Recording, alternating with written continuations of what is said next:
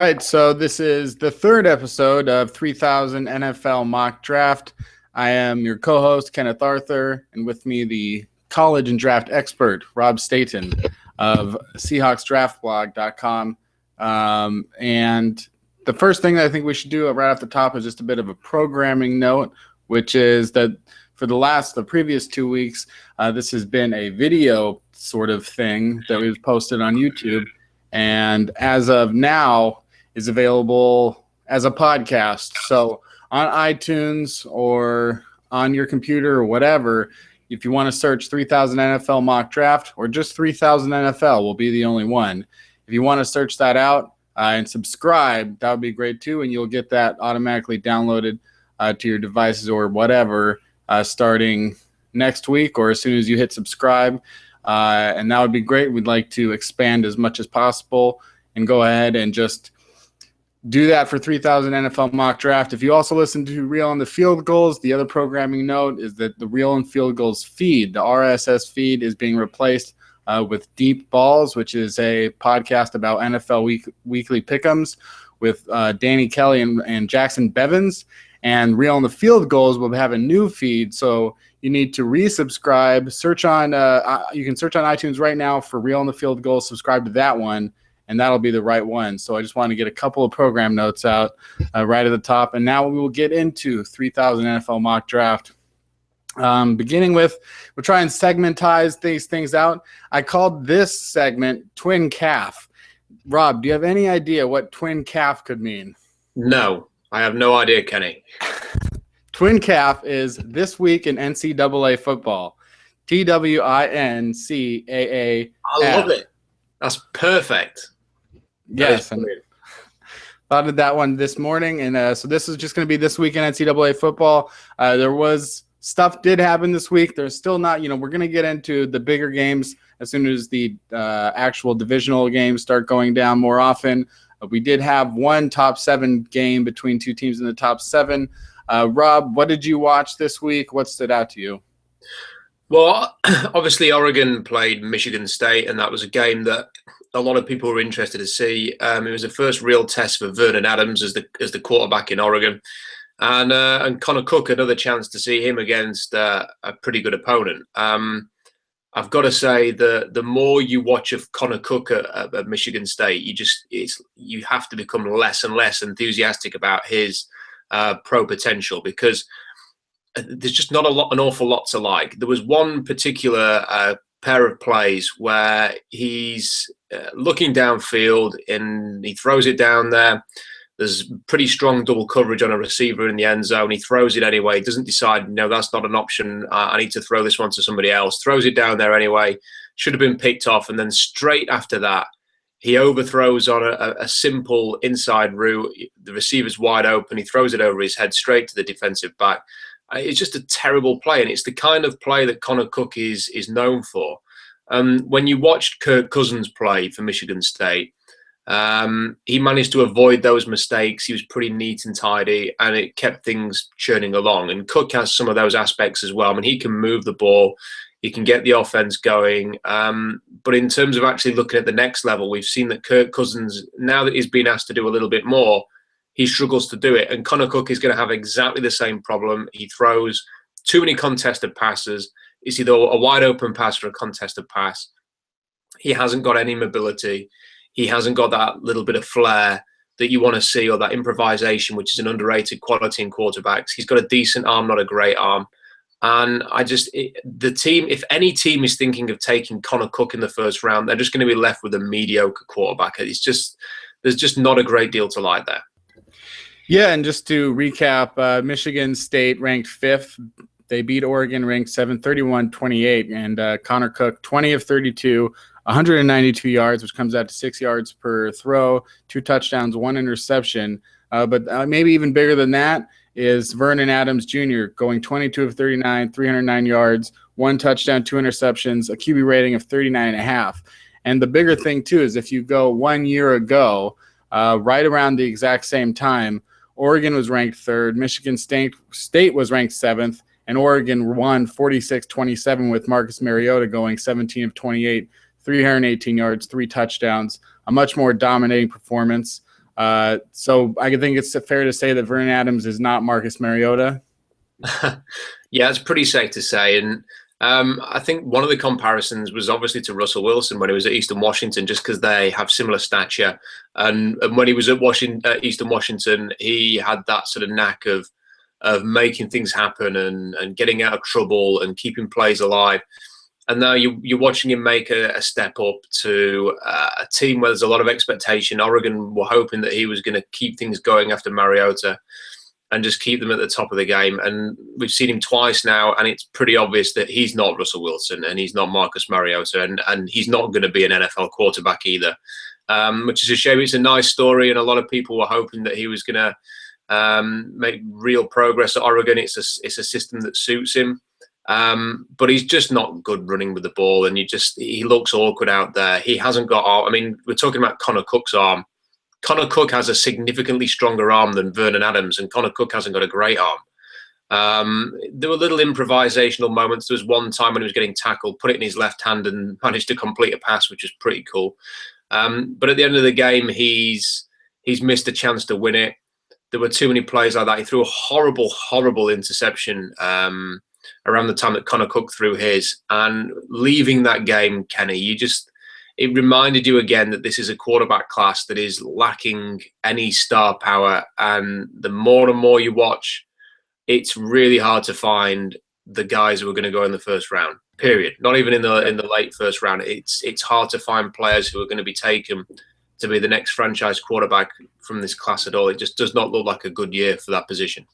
Yeah, speaking of which, one of the other guy that's been thrown around as the number one overall pick, if he was able to capitalize on everything that he had showed last year in the last 3 games, was Cardale Jones of Ohio State. That's one thing that we did not have last Monday. We didn't have an Ohio State game, and now we have 2.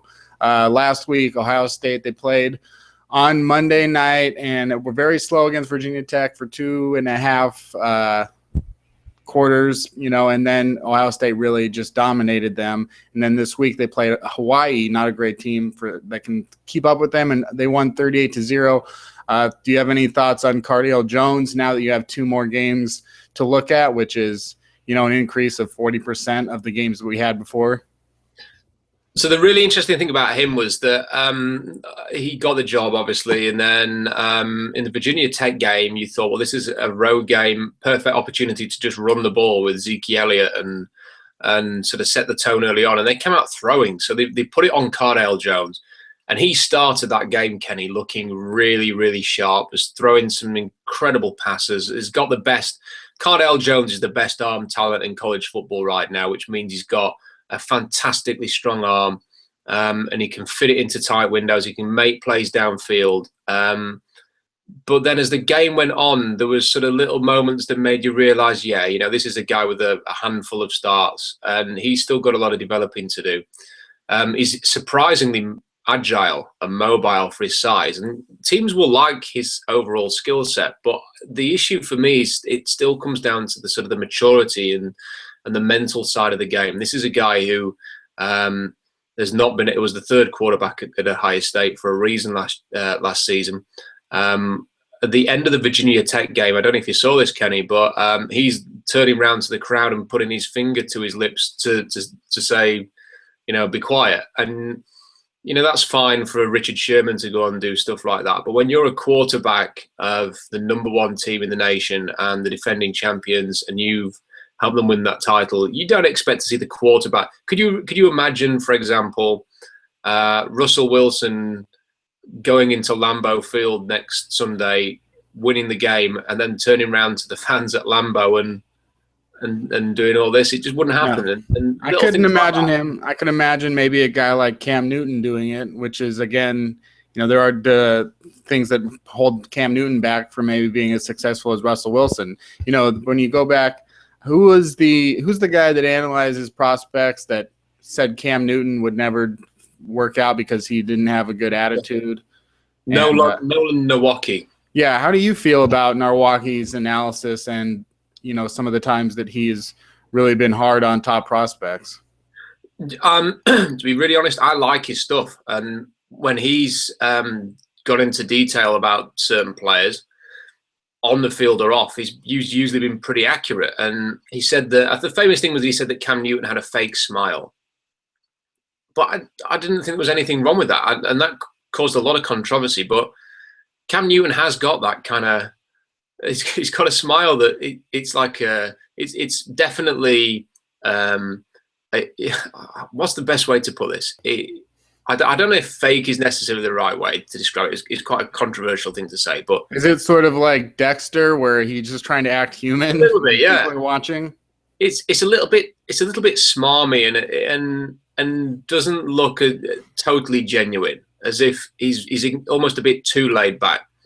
So what he said was perfectly fair. Now, whether it translates to how a player performs on the field, I mean, I loved Cam Newton as a prospect at Auburn, but I could kind of see where he was coming from with that. And then the stuff that he said about other players, I think he was pretty harsh on Robert Griffin III and his off the field character as well. Well, look what's happening to RG3 right now. So he's actually called that right, and despite all of that, there's a reason why he's got quite a reputation. I think that Bill Belichick has endorsed his draft guides.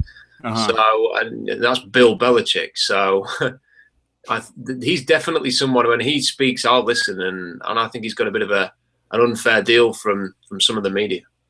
And just staying in that Ohio State game, I think that you had pointed out another player that you wanted to talk about that maybe stood out to you in that game. I believe it might have been Michael Thomas.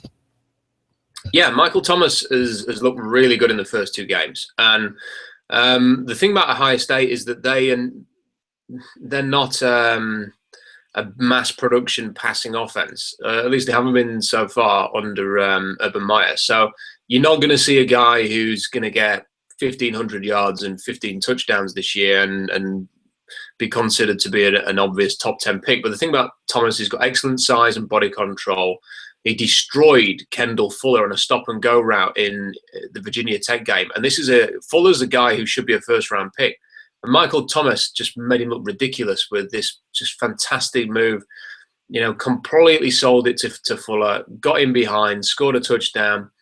And then when you watch, I saw the highlights of the Hawaii game, and again, he's making, I think it's like 5 catches, 50 yards in there.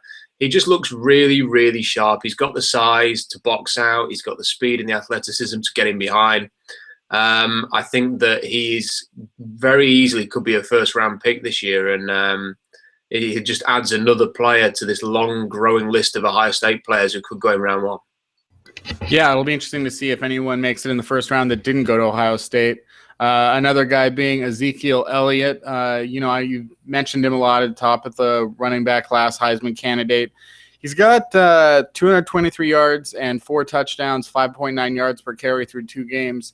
Do you think that those numbers should be better? Do you think that Elliott, that's putting him around ranked 28th in the nation in rushing and 5.9 yards per carry? He had an 80-yard run, which was a big chunk of his production. Any thoughts on Elliott through his first 2 games? I was surprised they didn't run him more in the first game, and then after a bit of a slow start, he just breaks off like an 80-yard run and looked really impressive. The thing with him is that he's not huge. I mean, I think that Ohio State list all of their guys an inch or 2 taller and about 15 pounds heavier than they actually are. And I don't know the exact measurement, but I think Elliott's listed at something like 6 foot and 220 pounds, which he just isn't. So he isn't a big sort of powerful back, but he's got decent power and he will push the pile every now and again. He's not a stunning athlete, although he's pretty good. And he's playing for the best team in football. And when you watch him and you compare him to some of the others in this class, I think there are better running backs than him coming in 2017. It's a fantastic class of running backs that are coming up the following year. And for me, Elliott is in that sort of late first, early second round sort of bracket at the moment. I'm not sure that he's got, when you look at Todd Gurley, who was just, size, speed combination, and you look at Melvin Gordon, who was an incredible athlete, a gym rat, and was going to sell teams on his personality and his character and his determination. He was like Russell Wilson, but a running back. When you've got 2 players who've got that behind them, you can see why they're going to go early. With Zeke Elliott, he hasn't quite got that personality or that sort of difference-making size and speed. There was a report this week, Kenny, that said the Seahawks had Todd Gurley as the #1 pick in the draft last year. And you can tell, I bet they weren't the only team who felt that way. And given the way that the running back position is valued these days, to consider that he could have been the best player in the draft last year says it all about the guy. And I can't see Elliott sort of touching the kind of value that either of those two players have. Yes, and it says a lot also that the Rams still beat the Seahawks without Todd Gurley. So, we'll see how that goes. And we'll get into the Seahawks first game as well as, how they lost and what they're going to have to do to change that here in a bit in another segment. Just a couple more guys to maybe talk about with this week and just maybe get your thoughts on them. The leading rusher was Dalvin Cook at Florida State, who had 266 yards, 8.9 yards per carry, and 3 touchdowns. As far as running backs go, is Dalvin Cook someone to keep an eye on? Yeah, he is. And I was kind of putting together a little list of players who really stood out in the first 2 weeks, and he's on it. And he's a true sophomore. He's not going to be eligible until the 2017 draft, but has just been incredibly impressive. He can add more size. He's explosive, and some of the runs he was pulling off at the weekend were incredible. If anyone can go and watch the highlights of the Florida State game from Saturday, go and watch it. He was incredible, and there's a growing list of players. It just seems like the running back position's having a bit of a renaissance in college football, and we're now seeing the less and less, big name quarterbacks coming through, and we're seeing more and more big name running backs dominating again. And he's just a sensational talent. And if he carries on the projection, I think he had 1,000 yards last year. He's going to absolutely smash that this year. He's got every chance of being the first-round pick in 2017. Well, good. That gives us an opportunity to start a new segment right here on the spot. It's called State and Standouts. I'm just making it up right now. Do you have some of those guys on your list as far as your standouts through these first 2 weeks? I know there's some guys that I still, I'm keeping an eye on that I want to keep watching and see if they keep growing. Who are some of State and Standouts? Okay, so we've talked about Michael Thomas. We've talked about Dalvin Cook. Here's one guy who's really stood out so far, and that's Braxton Miller, who was, again, it's another Ohio State guy, but has transitioned from quarterback to wide receiver and has done a bit of everything. So he's been running out of the backfield. I think he attempted a pass in the first game. But the big thing for him was the way that he played as a receiver. He's shown a great transition so far. His first catch as a receiver was a really tough low grab, fingertips off the turf to get it. Really smooth running his routes, scored a nice touchdown. Running out the backfield looked really, really good. He could be a trick play specialist down the line. Runs with real just effectiveness. He had this fantastic spin move in the Virginia Tech game, which I think everybody will have seen by now. And he looks like, he's sturdy. He's quite a stocky build.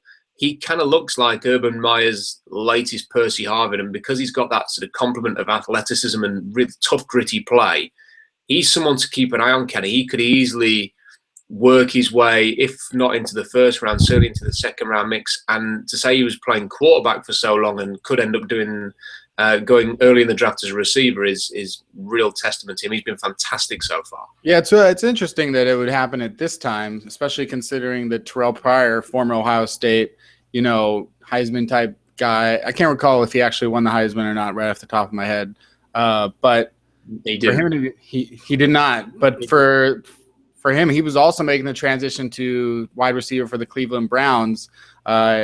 It's at a certain time, people in Seattle wanted to see that too.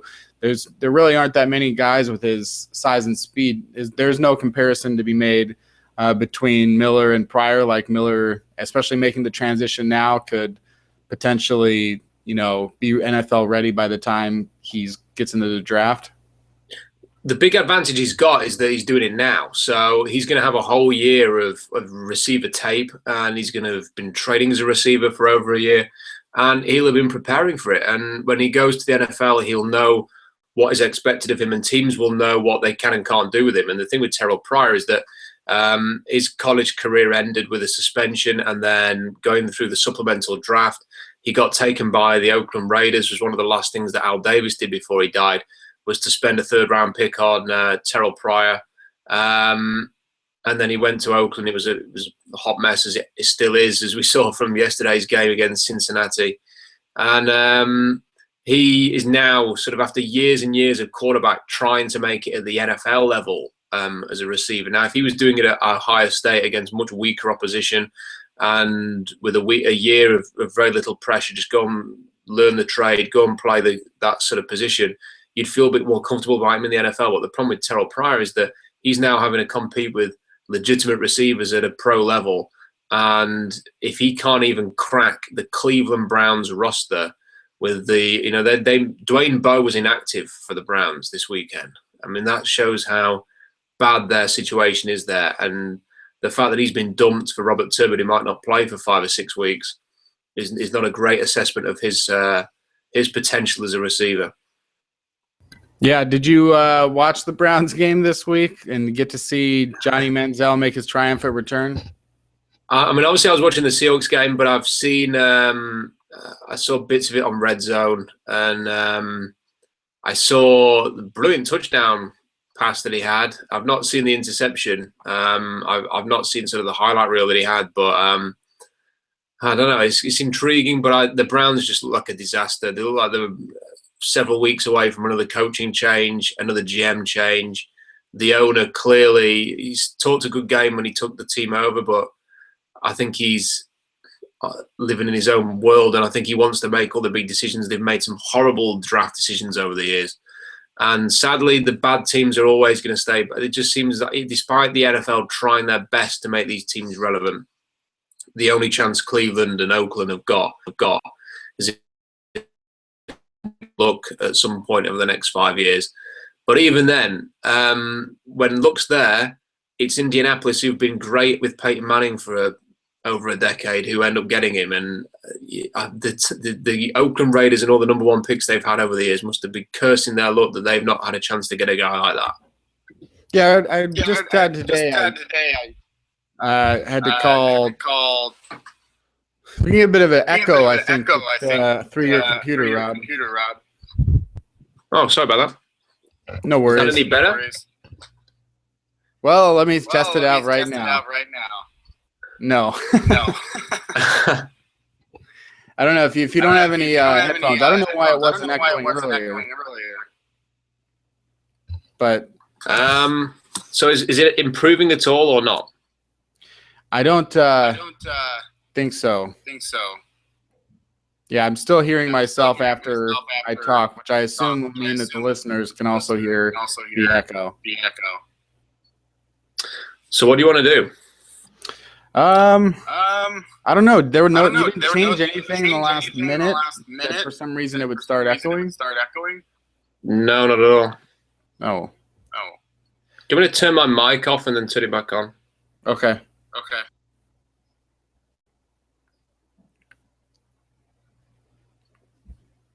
Is that any better? Testing. No. But yeah, maybe you could turn your mic off while I'm speaking. Yeah, that's fine. We'll do that. Okay. All right. Cool.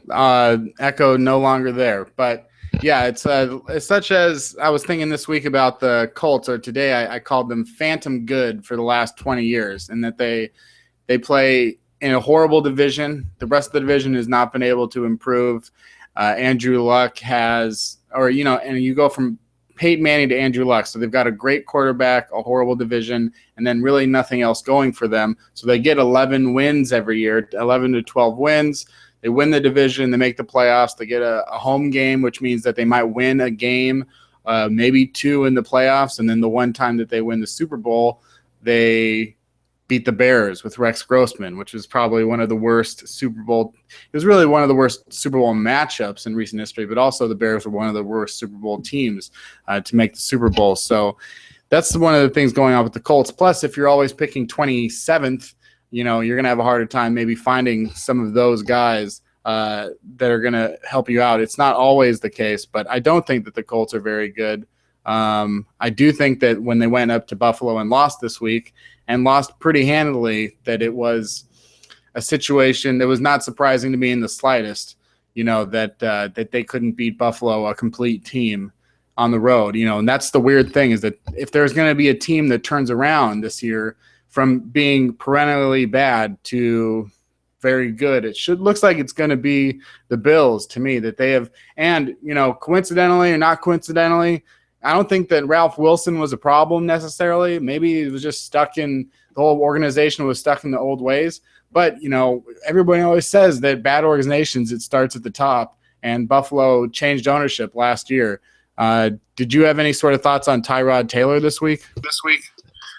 Yeah, I really like Tyrod Taylor, and I saw the preseason games with Buffalo, and he was incredible.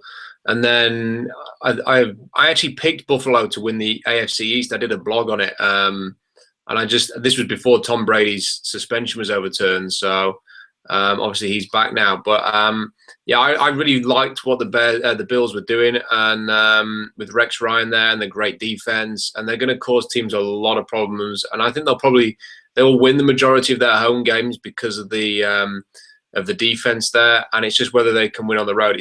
I think they're playing New England next week, so if they were to beat Indianapolis and New England in the first 2 weeks of the season, that'd be a huge statement.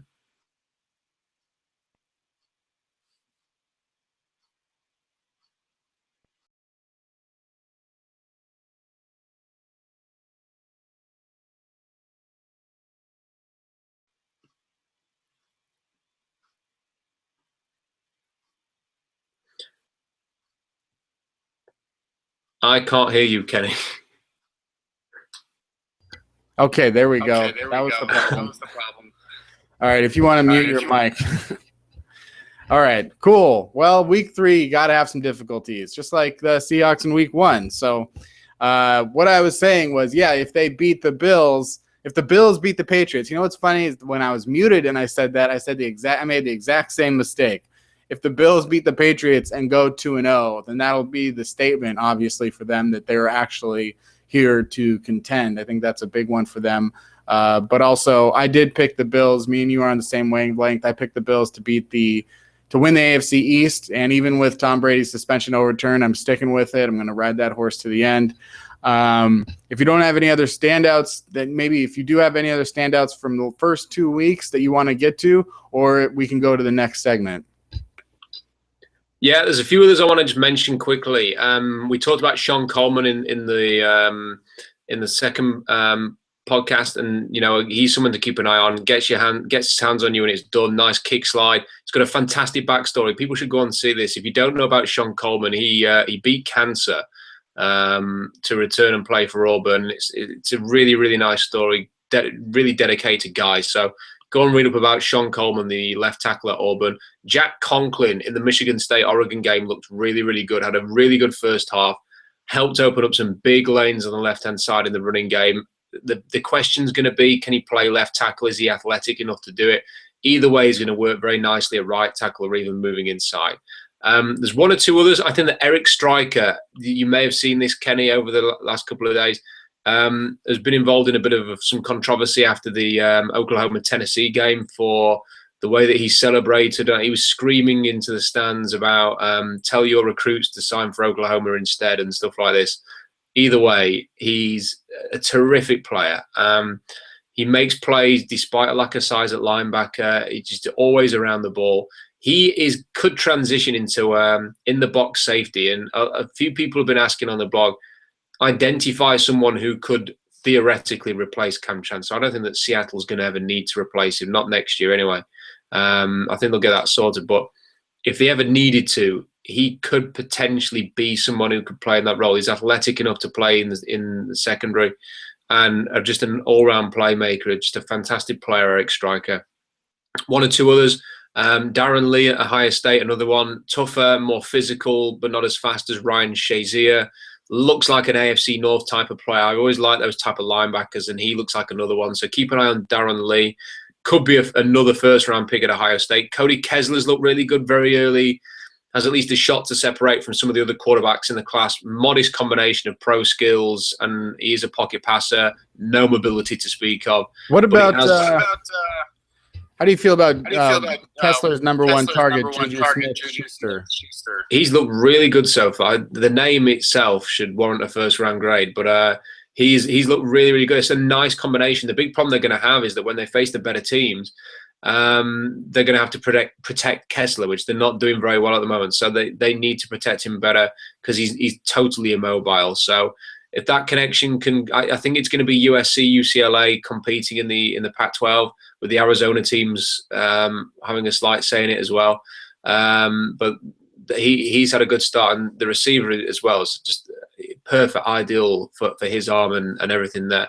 And the other one I want to mention is Eli Apple, again, another player we've talked about. But he's got ideal size, competitive, plays the ball, really, really nice cornerback, and he's going to go in the first round. I would be remiss to not ask about, obviously, Washington State. Obviously, coming off their worst loss, in a very long time. Against Portland State, they are playing Rutgers in what looks to be a game that if they were playing like they did against Portland State, they would just get destroyed. Rutgers being a team that regularly goes to bowl games. They play Rutgers, and that game was back and forth. And it looked like the Cougs couged it in the last minute and a half and giving up a return touchdown for Rutgers to take the lead. Then they drive down the field, and Luke Falk throws a touchdown, is called back, and then there's like 20 seconds left, and he throws another touchdown, and the Cougs win. Do you have any thoughts on Luke Falk as a quarterback? It's going to be a while before he's draft eligible, and it's only been 2 games, one of which they lost, but do you have any thoughts on Luke Falk and also on Gabe Marks? Well, on Luke, I've seen him a few times, and I don't see a pro future there. But I think that the one thing I really thought for him this year was that he was going to be able to manage this offense and put up a huge amount of numbers all year in that system. And for Leach, he needs that kind of guy. He needs his Graham Harrell, who can just make everything else tick, and he was going to be that guy. And that's the most disappointing thing about the first week for the Cougs, is that they go and blow a game that they were in the first half, they were dominating. They should have just coasted through that one. They should be 2-0 right now and feeling pretty good about it, and a third of the way towards being bowl eligible. And instead that first week has kind of undermined it. But you've got to give them credit. They came back against Rutgers and they've gone on and won the game. What can they do now? I still think they've got a good chance to top Washington in terms of wins this year, because the system should be in year 4 of Mike Leach cooking on gas now. So let's see how they're doing the next couple of games. This is big for them now. They've won one on the road, tough win. They've blown one in a much easier environment. So I don't think we really know what they're all about yet. The next couple of games are going to be fascinating to see for them. Yeah, and as a Cougs fan, I don't have much to complain about. I think that with the first week, they were kind of a balanced offense, and that didn't work. And then this week, they just threw away the running game like they did last year, and it seemed to click a little bit better. So, at least for the Coug fans out there, should be a little bit better. Moving on to the NFL a little bit, because this is not necessarily a college football podcast. It is a draft podcast. So they just had a draft. These guys just played their first game. First games as rookies. All these guys coming out there. Obviously, Tyler Lockett did exactly what people expected of him in the first week, returning his very first punt for a touchdown. And that seemed to be putting the Seahawks on the proper path. Before we get to the Seahawks corner, as it will, let's talk a little bit about some of the stuff that we saw on Sunday in terms of some of these first-year players. Nothing more notable than Marcus Mariota going up against Jameis Winston. Marcus Mariota being the number 2 pick and having a much more dominating performance against the Bucs. And Jameis Winston still putting up 2 touchdowns, something like 300 yards, but getting blown out. And obviously some of that stuff coming in garbage time. How did you feel about Winston and Mariota's first game? So Mariota in preseason, I saw one of the preseason games when Tennessee got themselves into a bit of a hole early on. I can't remember who the opponent was, but then Mariota things just seemed to click for him. And I remember watching the poise that he showed. He was running with authority. He was making all of the passes that he needed to make. He was not turning the ball over again like he was in training camp. And he looked really, really sharp. And then I watched a couple of Jameis Winston's games, and one where he technically looked superb. I think it was against Cincinnati. And then another one where the protection was so bad. And Winston is he's going to be a pure pocket passer with a bit of mobility. And the line in Tampa Bay, it's just not working for Lovie Smith. I mean, it's just a disaster. And the worst thing that Tampa Bay can do is prolong the agony of this coaching setup any longer. They've been bad enough when they were expected to compete last year. They got the #1 pick. They're going to be bad again this year. It's going to hurt Winston. They need to get a really good offensive mind working with Jameis Winston so that he can function and they can move forward together, because the guys at the moment, they just aren't cutting it. As for Mariota, he looks sensational. Kendall Wright is a big help for him and has had a great sort of connection through preseason and now has carried that onto the games. He spread it around. I think the 4 touchdown passes went to 4 different targets. He just looks like the real deal. And he did in college. He just looked very poised, very calm, very athletic. He's got great combo of size, athleticism, arm strength, everything. And he's going to bail Ken Wisenhunt out. So in the battle for who was going to keep their job, Lovie Smith or Ken Wisenhunt might just look out with this. And Mariota's got he could be big time. There's absolutely nothing standing in his way apart from a rather sort of plain offensive scheme that Wisenhunt likes to use, and maybe a little bit of talent at running back to help him out. Yeah, and I'm starting to wonder exactly how long Lovie Smith can hang on, because as much as he's respected around the NFL, when you look at his overall record, he's now 2-15, over his last 17 games, and obviously he comes into a bad situation in Tampa Bay, but this was a game against the other team that was as bad as they were last year, and they got blown out. So as much as they have problems, they need to fill them out. Obviously, Winston wasn't going to be the solution to make them better right away. It's more of a long-term thing, which is why I always feel like when people say that they need to draft at the top of the draft, when they needed to draft a quarterback for the coach's system, to me, that's nonsense. You draft the best quarterback, because there's an odds if you're drafting at the top of the draft, there are good odds that you're not going to be the coach in 2 years. So to me, you always draft just the best quarterback, and then don't worry about the system, because a lot of people said that Marcus Mariota wasn't necessarily a Ken Wisenhunt type quarterback, and then he comes out and he throws 4 touchdowns in the first half. I don't think he's going to do that a whole bunch, but at the same time, it does look like Ken Wisenhunt knew how to contain him, because he didn't throw a lot of passes, but how to put him in the best situation to be successful in that offense. Another rookie, obviously you mentioned him earlier, Melvin Gordon had 14 carries for 51 yards against the Lions as the Chargers won 33-28. We didn't get to see Todd Gurley. Any thoughts there on Melvin Gordon, or in that same game, Amir Abdullah for the Lions? Well, I've drafted Abdullah in all but one of my fantasy teams this year, and he just looks terrific. And Nebraska, I remember watching him a few times early on and thinking, I'm not, the size bothers me, and for every fantastic play, there's one or two that he just doesn't. The size is an issue again. And then the more and more I watched, the more and more I started to come around. And I even wrote a post towards the end of the draft sort of season saying, the Seahawks are known for creating a surprise.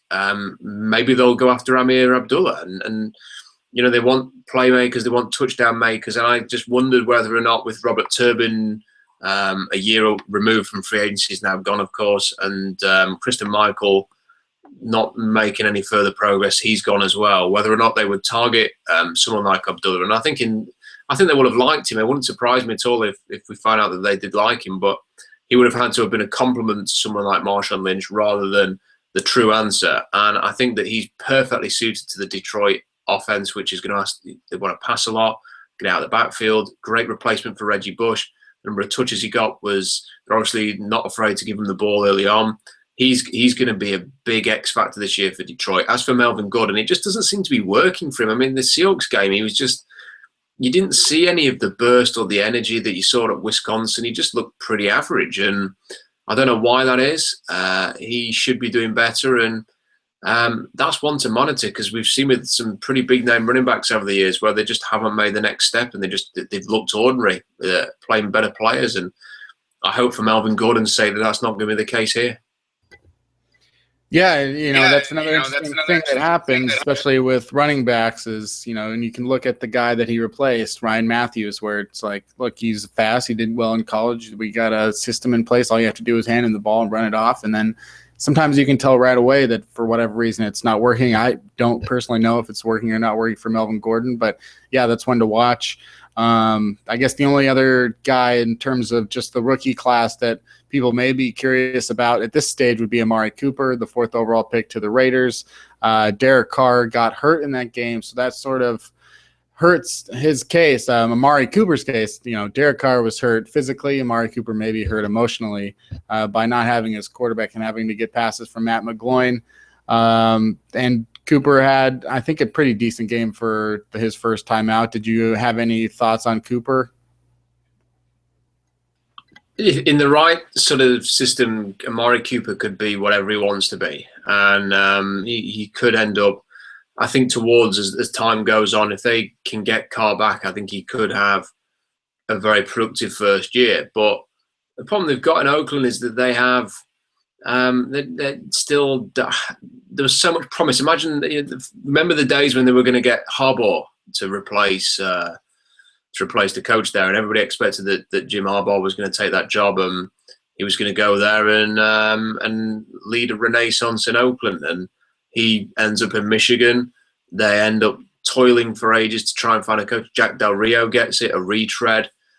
In fairness to Ken Norton Jr., as terrific as he was in Seattle as the linebackers coach, it doesn't seem like at any point Pete Carroll saw him as defensive coordinator material. You see in the first game they're getting destroyed, and this is Amari Cooper could end up just being another Khalil Mack, which is a star lost amongst a sea of garbage. And it's a shame for Oakland because when a team has been that bad for that long, I don't know. I'd quite like to see them and Cleveland at least have a couple of good years, just to give the fans something there. I'd hate for the Seahawks to one day be in a position like that, just perennially awful. And it's a shame. But with Carr getting injured now, and it looks like he may be out for a little while, it's going to be hard for Cooper to sort of create that relationship with the quarterback. Yeah, and one other thing that I want to ask you about before we get to the Seahawks game, and we can talk about that, is about some of these young tight ends, because there were 4 receivers to gain 100 yards so far this week and 3 tight ends, almost as many tight ends being as productive. If you look at the top 25 and in receiving right now after just one game, 9 of them are tight ends, which sounds like a high number. But the 3 best, well, not the 3 best necessarily, but the 3, because nobody is Rob Gronkowski, but the 3 guys that have the highest yardage totals are all within their first couple of years, maybe Tyler Effort's in his 3rd year. But you got Austin Seferian-Jenkins, who had 5 catches for 110 yards and 2 touchdowns, Travis Kelce, who had 6 catches for 106 yards and 2 touchdowns, and Tyler Eifert, who had 9 catches for 104 yards, and he also had 2 touchdowns. What do you think of these 3 players overall? How would you rank them? Are one of these guys going to become, another guy in that class of Jimmy Graham? None of them are going to, obviously they haven't got the athletic potential to be a Graham or a Gronk, but I think it's just a sign of the way that the league's gone. And if you can get these mismatched players who can, funnily enough, the teams seem to be becoming very adept at finding ways to utilize these players. And we saw with St. Louis and Jared Cook, who's been hugely underwhelming in his career, but the teams are finding a way to make the most of these guys. Eifert has got the best chance because he's now the number 2 target next to AJ Green in Cincinnati. And Andy Dalton had a down year last year, but has been a sort of 4,000-yard passer in the past and 30 touchdowns. So Eifert's due to have a big year. Austin Seferian-Jenkins is a really nice mismatch. With Mike Evans being out, his targets went up a little bit. I think when Evans gets back, that we're going to see that maybe come back down to earth, and he's going to be sort of a hit-and-miss type player. But there are more and more teams finding a way to use these guys, and that is why it's so frustrating to see Seattle, at least for 3 quarters yesterday, struggle to use Jimmy Graham in the same way. And if you can feed these types of players, if you know what you're doing with them, and sadly for the Seahawks, I think they're still trying to work out how the best to use Jimmy Graham. And I hope he doesn't go down the same road as Zach Miller, who, let's not forget, was Oakland's top receiver before he landed in Seattle. Okay, so yeah, let's get into it now. We'll call this Seahawks Corner or something. I don't know. But let's just talk about the game. Where, if you listen to Real on the Field Goals, you know that we have an instant reaction podcast that comes out within a couple hours at most, probably an hour of a game ending. And so now we are some 26 hours from that devastating loss to the Rams. However, was it that devastating, or have we, now that we've had a day to remove ourselves from it, is it a little bit more palpable? And let's just start with some of the problems they did have, like utilizing Jimmy Graham. And speaking of tight ends, the Rams' leading receiver was Jared Cook, who had 85 yards, someone that we did not have a good time defending in Seattle. You have 4 preseason games, you have training camp, you have off-season training. How do you think so much planning goes into that, and then all of a sudden when the ball is kicked off, they can't get Jimmy Graham the ball in the way that you would expect them to get the ball, in the way that the Saints did for so many years? Some of those same routes. Why weren't they just doing what the Saints did? Why couldn't they figure it out until the fourth quarter, in your opinion?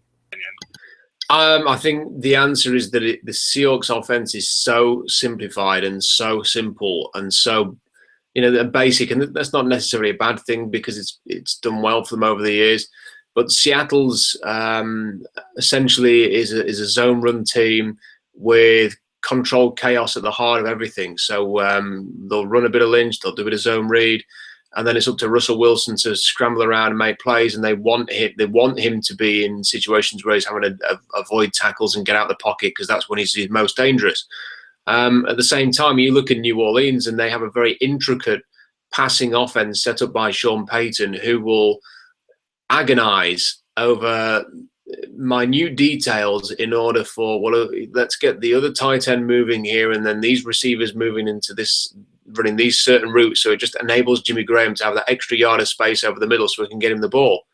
And they'll have had packages in New Orleans designed purely around the best ways to get Jimmy Graham open. And I don't think Seattle has even got anywhere close to that on the first game's evidence. It seems to me like they've just installed Graham into their existing offense, and they hope that he, acting as the tight end, at one point he's blocking the edge against one of the best pass rushers in football. What a waste of Jimmy Graham's talents. He's a glorified receiver who you could just see it. There was a number of times they had him in motion. He's lined up against the safety, and you think, just get him running down the field and throw him the ball. I think that Seattle have to, again, this is an issue they have with Percy Harvin. They have to adapt the offense to try and accommodate somebody, and they don't really feel comfortable doing that. It was nice in the fourth quarter to see them force it a little bit to him, because they're going to have to do it. Seattle's got to find a way to get Jimmy Graham involved, because they've spent a first-round pick on this guy. He's supposed to be the answer in the red zone. He's supposed to be the thing that takes this offense to another step forward. And they've got a big target now. And to me, it looks like I don't think you can fit Jimmy Graham into Seattle. I think you have to fit Seattle around Jimmy Graham a little bit more. And what do you think about with that offense in terms of, there were problems, but at the same time, when Jimmy Graham caught that touchdown, it was clear that this is why you got this guy. They just need to figure out how to do it more often. But I don't know if they necessarily had the guy that was going to catch that pass or be in the position to catch that pass up until this game with Jimmy Graham. However, that being said, it seems difficult to move the ball when most of your passes are going for 5 yards to Doug Baldwin and are setting him and Baldwin and Curse to just catch the ball and then figure out how to do something with it. And they still seem to be lacking that sort of receiver that can stretch the field.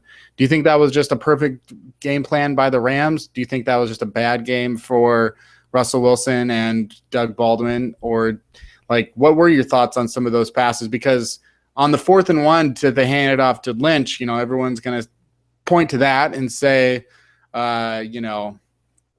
you should have thrown it. If you had to gain 1 yard, you should have thrown a slant.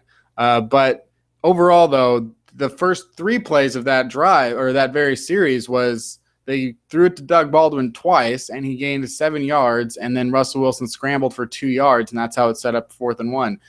How can they not have that receiver? What are they doing exactly with the receivers? The big problem for me was that everything was shortened. So a lot of people have said, well, they never took a deep shot, and it's hard to take a deep shot when you've got that much pressure that quickly, and long developing routes were never really going to work. But what I thought was surprising, Kenny, is that Seattle never had anybody just going deep, even as a decoy most of the time. I mean, there was nobody just going on a go route to open up the underneath coverage for Graham and for Luke Wilson. So everybody was sort of crammed in. So you might have Baldwin and Curse doing a 5-yard curl or a dig, or just running inside on a slant or a bubble screen.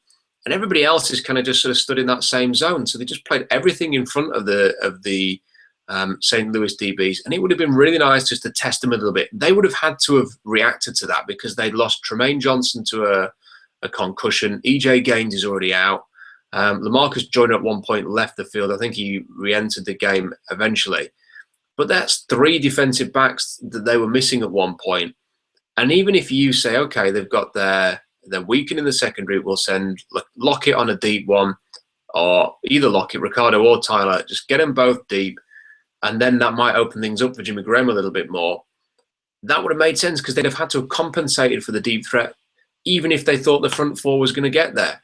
And that was one of the big issues that I had, is that everything seemed to be so compact and short. Everybody was running a 5 to 10 yard route, and there was not even the threat of getting in behind. And I think that hurt Seattle, and it enabled St. Louis to play in front of them, just drop back, play on the 10-yard line, go for it, and tackle and hit, and they're pretty good at that, just like Seattle. So I thought that was one of the big problems there. What are some of the things that you just want to vent about with this loss? I mean, let's just say this. Are you taking it as a big deal? Because, I mean, you could push last year's game in St. Louis, just push that to week 1, and people are probably just as panicked about, what went wrong and how the Seahawks have suddenly lost it, and now they need Cam Chancellor. Did you see any sort of reason to believe that Cam Chancellor would have been the difference to win this game? He would have had an impact. Whether we would have won the game with him in there, we'll never know. And it's a shame, because if Dion Bailey stays on his feet on that route, or if Lance Kendricks, drops it because he hears the footsteps or whatever, and Bailey makes a play there at all, and the Seahawks win the game by 7 points, everybody's saying today, Dion Bailey played a great game, and Dion Bailey made the play when he needed to, and that was a huge victory, and Cam Chancellor better get back in now because he's playing well. He doesn't. He trips up instead, and it highlights it's a huge mistake. So it's a real fine margins on that one. Chancellor obviously helps them get lined up. Last year, the linebackers were terrible, atrocious against St. Louis. I think Wagner was out. I know that Chancellor was out of that game. And it showed. And I think perhaps his organisation skills at the back end, and some of those 3rd and short runs they were doing, I think the Chancellor would have had an impact there. But I don't think that's the big problem. The thing that bothered me more than anything was that Russell Wilson, and I'm a huge Russell Wilson fan, is still having a problem identifying blitz pickup. And on more than one occasion in the first half, Greg Williams was sending a safety and a corner on a blitz, and you can see them off the edge, and Wilson just doesn't see it, and he's got an empty set, and he needs to see that and identify that, and either get the ball out to his hot read really quickly, or he needs to get somebody out there to cover, or he needs to call a timeout, or he needs to do a check down to whatever. And instead of doing that, he takes the snap, he gets sacked, and then it just seems so predictable. And you could see it unfolding as the snap was being pulled back. You could see the blitz, you could see it. And if we can see it on the TV, I want to see Russell Wilson see that in year 4 as well.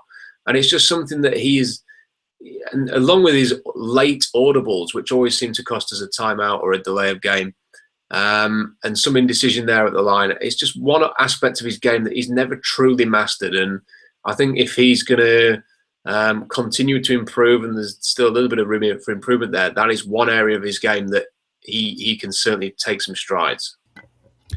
And, speaking of some of these players on the defense, these numbers come from Pro Football Focus. I guess I was a little surprised, even though Michael Bennett and Cleve Averill both may have had two of the best games on defense, and you wouldn't necessarily take them out. Surprisingly, Frank Clark just 14 snaps and Cassius Marsh just 7 snaps. So we talked a lot about them, and we didn't see them hardly ever out there. And then KJ Wright didn't have a good game, but for Bobby Wagner, possibly the worst game of his career, according to some numbers. 2 missed tackles, and he was thrown at 4 times, allowing 4 catches for 105 yards, 80 of which were after the catch, and a long of 42. So in coverage, it looked like Bobby Wagner was very bad, and maybe even against the run, also very bad. Did you see the Rams do anything to Bobby Wagner? Did you see what was going on maybe with Bobby Wagner's head, or was it just a bad game?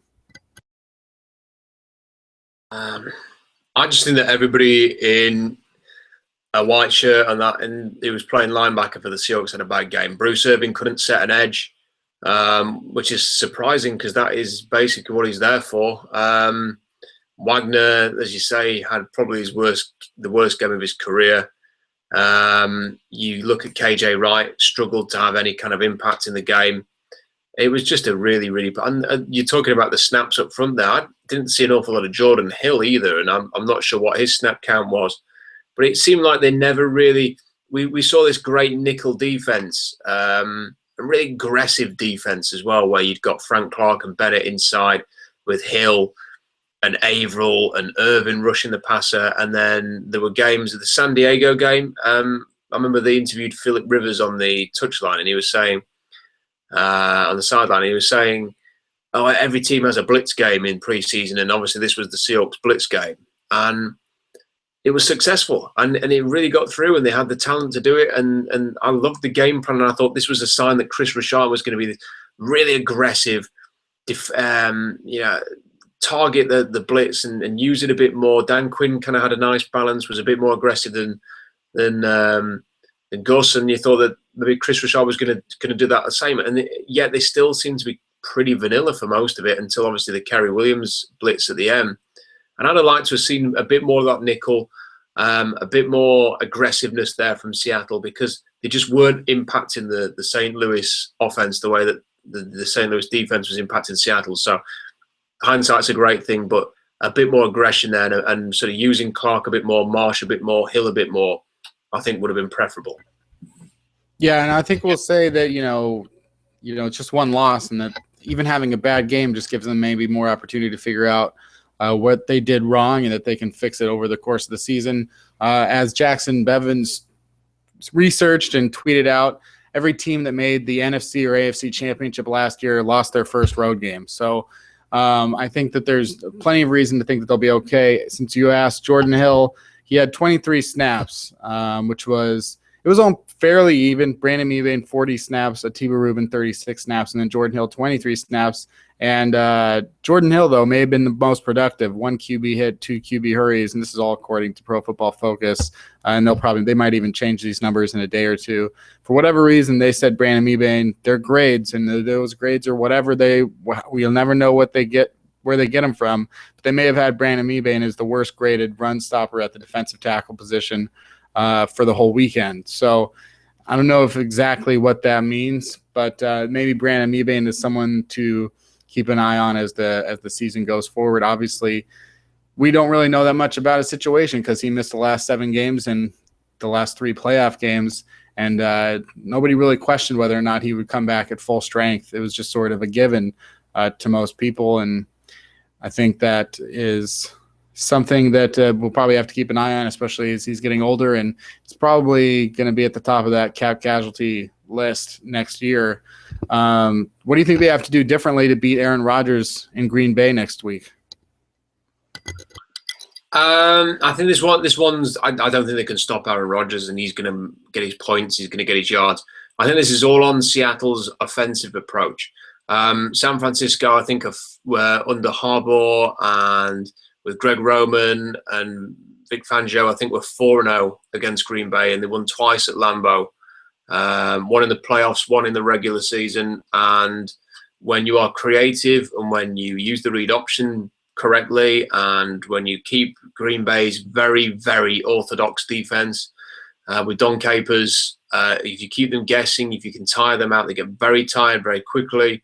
Then they struggle to stop you at all. And if you can put points on the board, huge point. I mean, look at the way that the Jets played against Green Bay at Lambeau last year, or the Atlanta Falcons in the middle of another mediocre season and with a lame duck coach, and still put up huge points at Lambeau Field. So it's up to Seattle to do that, to be creative, to dominate and dictate that game the way that San Francisco did. If you can keep scoring, you keep putting the pressure on Rodgers, then it'll be a really close game. My biggest concern is that Seattle will not do any of that, that they will be a little too simple, a little too orthodox in the way that they were in the NFC Championship game, and they're not going to get any crazy moments at the end of the match to have a chance to try and steal a win. And if they let Rodgers get early momentum, get a couple of touchdowns on the board, then it's going to be a long evening on Sunday night. So they've got to keep up. They've got to score points. I don't think there's that much that they can do. But I will say this. They don't have Aaron Donald. They don't have Robert Quinn. They don't have Alec Ogletree setting the edge. They don't have Jeff Fisher with his crazy special teams. They don't have any of those things. They've got Aaron Rodgers. And they've got Randall Cobb. And they haven't got a defense to be feared. And they don't have a pass rush to be feared. And those tend to be the games when Seattle can do their thing and be creative. And I just hope that they do it.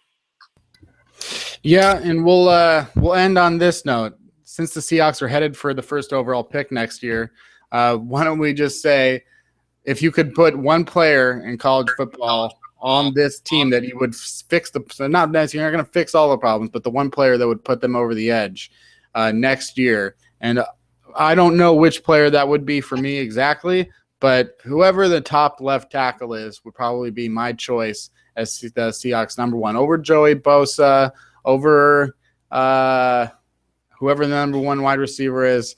I think they got to get that left tackle that's not only going to replace Russell Okung, but be better than him. I think that you make a good point. I think that there's quite a group of offensive tackles. So Taylor Decker had fit really nicely in this scheme. I think Jack Conklin we talked about, Sean Coleman, Jermaine Afedi at Texas A&M, Laramie Tunsil at Ole Miss. You could pick any of those guys who would make a nice left tackle, or Decker at right tackle if Gilliam doesn't work out. I think the other position, maybe you could look at cornerback depending on how things shake out there. You know, would you consider an early pick there? Someone like Eli Apple, Tre'Davious White, someone along those lines. I've been impressed with Vernon Hargreaves, by the way. It wasn't the tape didn't look too great when you looked in preseason. He's looked pretty good so far for Florida. Maybe the changing coaching staff has helped him a little bit there. So I think those are the two positions right now, Kenny, that sort of tackle and defensive back would be the two that I'd be looking at. Yeah, I mean, they went tackle and defensive back in 2010 in the first round, and that went pretty well. So maybe it's that time to do it again. If they can get a first-round pick for Chancellor, I'm all for it. But we'll see what happens this coming week against Green Bay.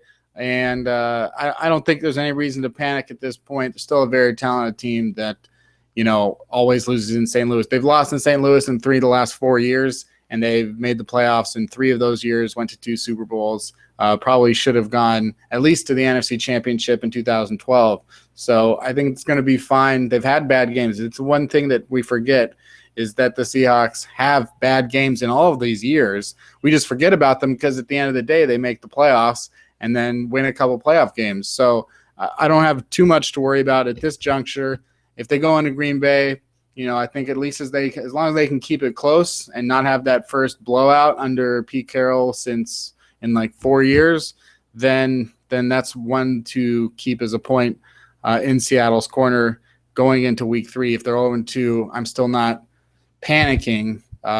It's just something that they have to make up for. They were 3-3 last year going in. They were 6-4 at one point. So there's plenty of time to make up that room. Again, this is 3000 NFL Mock Draft. This is the conclusion of our 3rd episode. Again, this is now a podcast as well, so you can watch it if you want. But we would also like you to subscribe to the podcast, 3000 NFL Mock Draft. Go to fieldgoals.com. Go to SeahawksDraftBlog.com. Follow Rob at Rob Staten. and try and get some questions in. Actually, we got a couple questions that we never got to. Let's see if we can do a quick rapid fire so that people know that we'll answer their questions. Justin Olson asked, my question is whether or not we should panic with the Seahawks. I just talked about that literally 5 seconds ago. You didn't know that, Justin, but that was covered. Did the Seahawks try to replace Marshawn with a running back or better O-line through the draft? So assuming the Seahawks are picking at the end of the first round, what do you think of the odds of them picking a running back? You addressed it briefly. There's some interesting guys. I'd like to see them wait a little bit and draft in the middle rounds this year. I wouldn't go early. I mean, I'd really like Alex Collins at Arkansas. If you can get him in the second or the third, that would be the route that I would go down. Whether it's a better offensive line or a better running back to replace Lynch, I think a bit of both. I hope that the offensive line over the next few years, it's a younger group, can develop a bit more talent, maybe would help in certain areas, and replacing Lynch is impossible. So I think, yeah, you almost have to find a way to compensate for that. A better line might be the answer, but I still think they will go for a very talented back. Whenever they have to replace Lynch, I don't think they're going to do what Dallas has done and do it by committee. I think they're going to find somebody who can at least be a playmaker at running back. And that question came from Chris Cox at Controls Design. At Juwan White asks, "Oh, I love Rob. Please ask him to speak in cool British terms like set pieces and pitch when referring to NFL." Yeah, I saw that tweet. I mean, there's a lot of stock phrases that you will hear me sort of drop in accidentally while talking about American football, because I spend a lot of my time talking about English football. So things like pitch and touchline and dressing room instead of locker room, and all sorts of stuff like that. Yeah, and I might even call English football sometimes, Kenny, which I know that that becomes confusing over there. Yes, but I don't think we've had too many problems thus far. So I always enjoy, the funny thing is that at least 5 times a day I want to break into a British accent. I don't know what it is about me. I just if I like the vernacular, if I like the terms. My dad. Well, let's hear it. Let's hear your British accent then, Kenny. Okay, but it's not any good.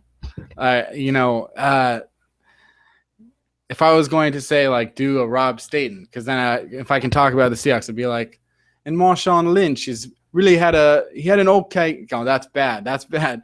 Lynch, he really crikey. No, that's Australia. That's what I was going to say, is that my dad, when I was growing up, he lived in Australia. So there are some of those same colloquialisms like bloke or whatever that he began to say, and he picked up a little tiny bit of an Australian accent at one point. But if I think of it, now that I'm on the spot, I don't know if I can think of the stuff that I like to do in British, but I think even my internal voice is British. So the thoughts in my head, usually they come out. Usually it'll be something like, if I stub my toe, I'll go, "Oh, bloody hell, mate." So that's sort of my Britishisms, but I enjoy them. Do you think that, "Oh, bloody hell, mate"? Is that all right? Yeah, that's pretty good. Yeah, that you would definitely use the word mate a lot. That's yeah. You have to end every sentence with saying, "Oh yeah, mate. Mate.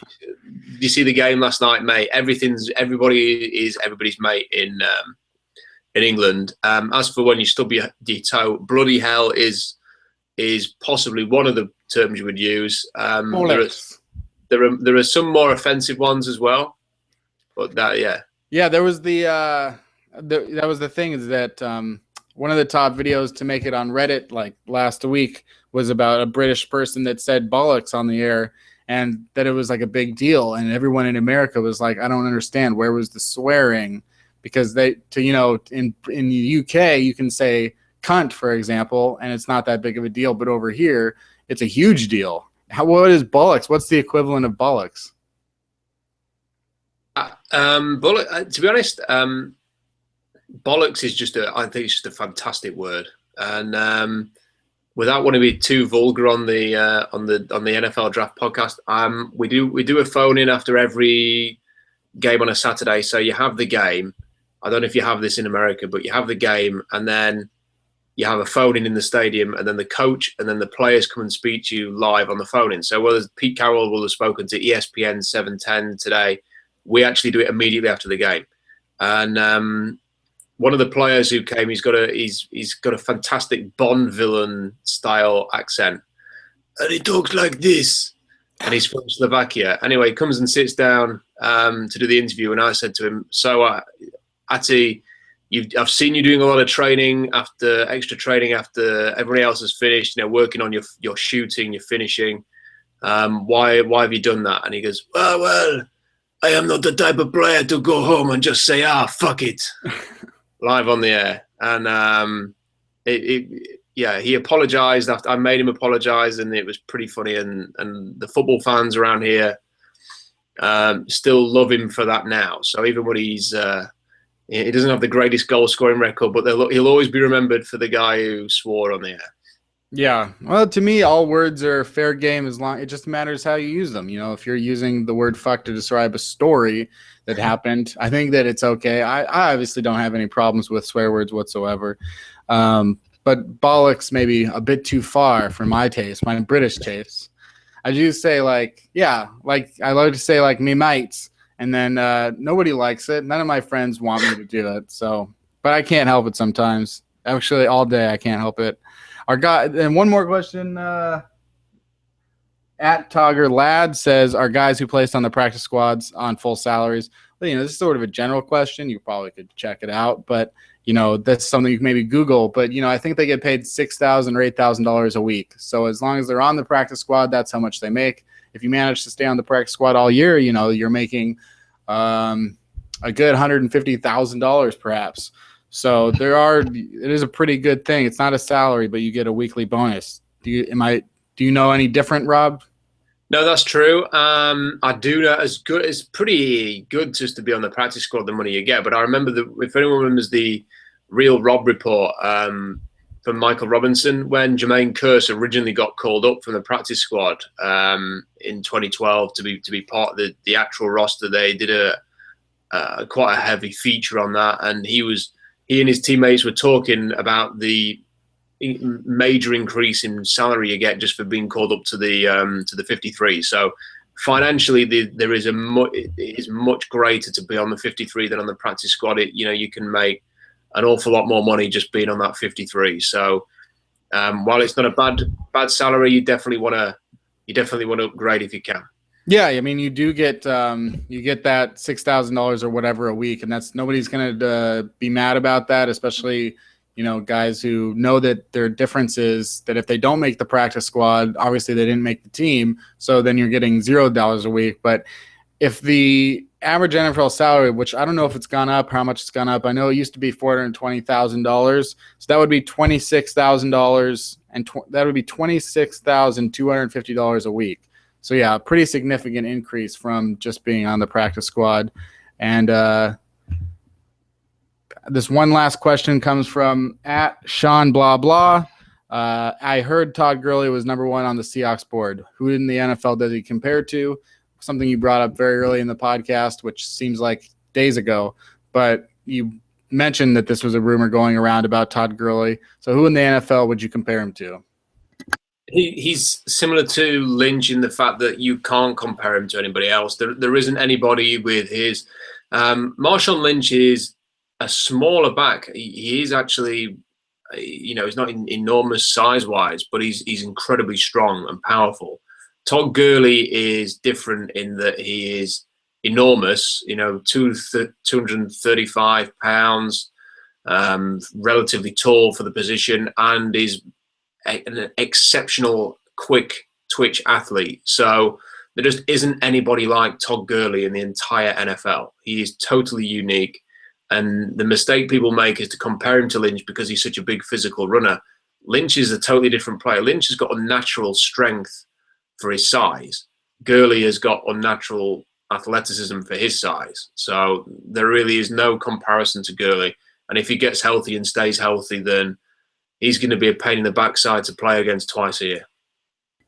Yeah, and I think that even though I don't want to necessarily lose to the Rams a lot, I am looking forward to seeing him go out there and play. I still think it was a poor choice for the Rams, considering But definitely, I like to watch great players. So hopefully Todd Gurley will come back soon, and hopefully you'll come back to this show next week. How's that for a transition? That's some pro shit right there.